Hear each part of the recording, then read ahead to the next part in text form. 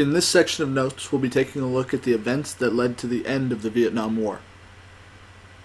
Most soldiers who fought in Vietnam were called into combat under the country's selective service system, also known as the draft, which had been established during World War I. Under this system, all males had to register when they turned 18. All registrants were screened, and unless they were excluded, in the event of a war, men between the ages 18 and 26 would be called into military service. As Americans' doubts about the war grew, thousands of men attempted to find ways around the draft. Some men sought out sympathetic doctors to grant medical exemptions, while others changed residences in order to stand before a more lenient draft board. Some Americans even joined the National Guard or the Coast Guard, which often secured a deferment from service in Vietnam. One of the most common ways to avoid the draft was to receive a college deferment, by which a young man enrolled in a university could put off his military service. Because university students during the 1960s tended to be white and financially well off, many of the men who fought in Vietnam were lower-class whites or minorities who were less privileged economically. With almost 80% of American soldiers coming from lower economic levels, Vietnam was a working-class war. The growing youth movement of the 1960s became known as the New Left.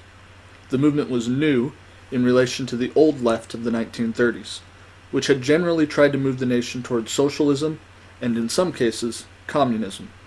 While the New Left movement did not preach socialism, its followers demanded sweeping changes in American society. Voicing these demands was one of the better-known New Left organizations, the Students for a Democratic Society. Founded in 1960, the group charged that corporations and large government institutions had taken over America. The SDS called for a restoration of participatory democracy and greater individual freedom. In 1964, the free speech movement gained prominence at the University of California at Berkeley. The free speech movement grew out of a clash between students and administrators over free speech on campus. The free speech movement focused its criticism on what it called the American machine, the nation's faceless and powerful business and government institutions. By 1967, Americans increasingly found themselves divided into two camps regarding the war. Those who strongly opposed the war and believed the United States should withdraw were known as Doves. Feeling just as strongly that America should unleash much of its greater military force to win the war were the Hawks. Despite the visibility of the anti-war protesters, a majority of American citizens in 1967 still remained committed to the war. Others, while less certain about the proper U.S. role in Vietnam, were shocked to see protesters publicly criticize a war in which their fellow Americans were fighting and dying. A poll taken in December of 1967 showed that 70% of Americans believed the war protests were acts of disloyalty. January 30th was the Vietnamese equivalent of the New Year's Eve, the beginning of the Lunar New Year festivities known in Vietnam as Tet. Throughout that day in 1968, villagers, taking advantage of a week-long truce proclaimed for Tet, streamed into cities across South Vietnam to celebrate their New Year.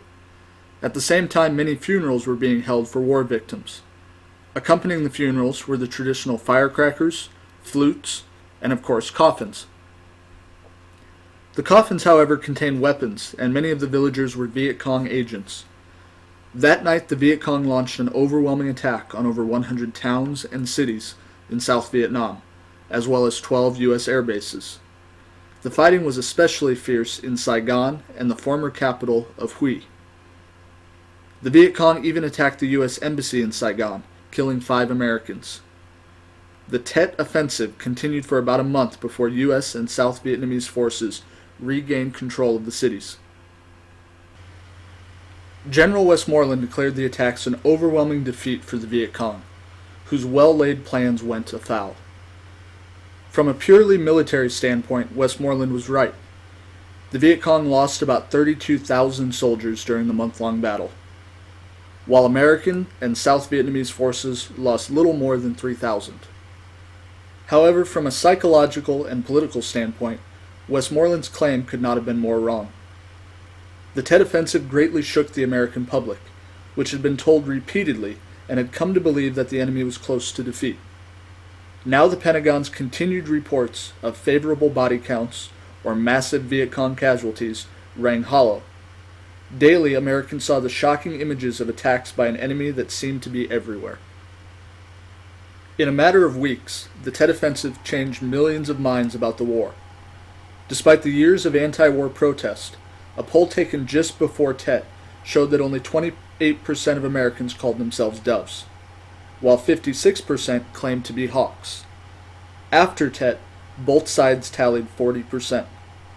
The mainstream media, which had reported the war in a skeptical but generally balanced way, now openly criticized the war. In the New Hampshire Democratic primary in March of 1968, little-known Minnesota Senator Eugene McCarthy captured 42% of the vote, while President Johnson won the primary with 48% of the vote. The slim margin of victory was viewed as a defeat for the president. Influenced by Johnson's perceived weakness at the polls, Robert Kennedy declared his candidacy for president. The Democratic Party had become a house divided. In a televised address in March of 1968, Johnson announced a dramatic change in his Vietnam policy. The United States would seek negotiations to end the war. In the meantime, the policy of U.S. escalation would end, the bombing would eventually cease, and steps would be taken to ensure that the South Vietnamese played a larger role in the war. Then the president paused and ended his speech with the following statement that shocked the nation. I shall not seek, and I will not accept the nomination of my party for another term as your president. The Democrats, as well as the nation, were in for more shock in 1968. On April 4th, America was rocked by the assassination of Martin Luther King Jr. Violence ripped through more than 100 U.S. cities as enraged followers of the slain civil rights leader burned buildings and destroyed neighborhoods. Just 2 months later, a bullet cut down yet another popular national figure. Robert Kennedy had become a strong candidate in the Democratic primary, drawing support from minorities and urban Democratic voters. On June 4th, Kennedy won the crucial California primary. Just after midnight on June 5th, he gave a victory speech at a Los Angeles hotel. On his way out, he passed through the hotel's kitchen, where a young Palestinian immigrant named Sirhan Sirhan was hiding with a gun. Sirhan, who later said he was angered by Kennedy's support of Israel, fatally shot the senator. The election of 1968 pitted three candidates against one another.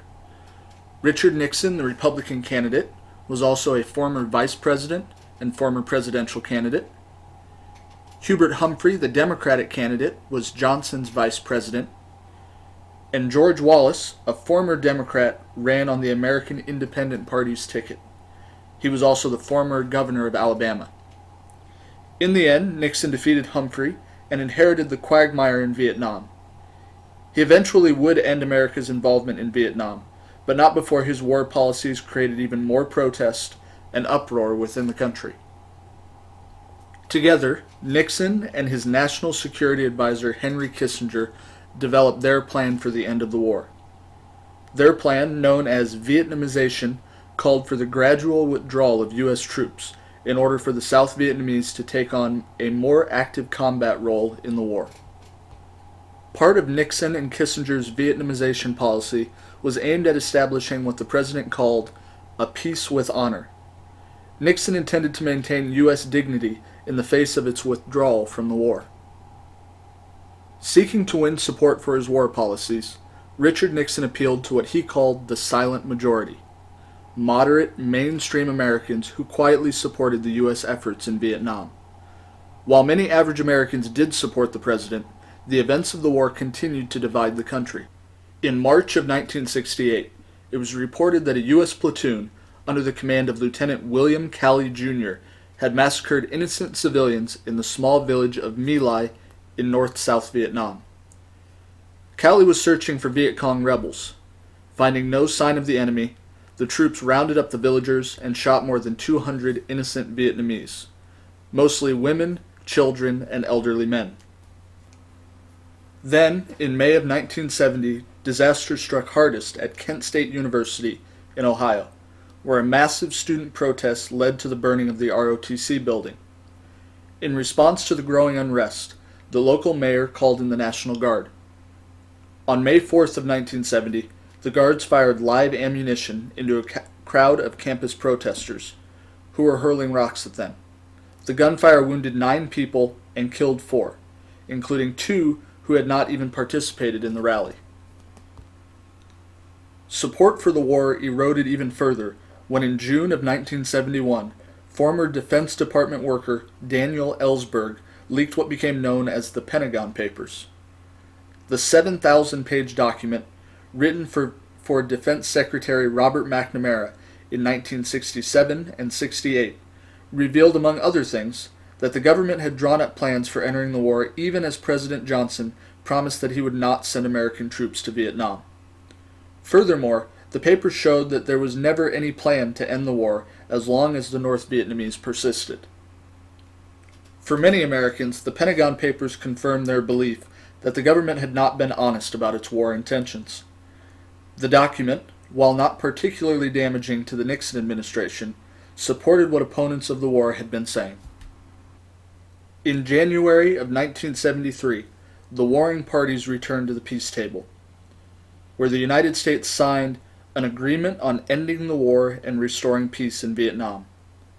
Under the agreement, North Vietnamese troops would remain in South Vietnam. On March 29, 1973, the last U.S. combat troops left for home. For America, the Vietnam War had ended.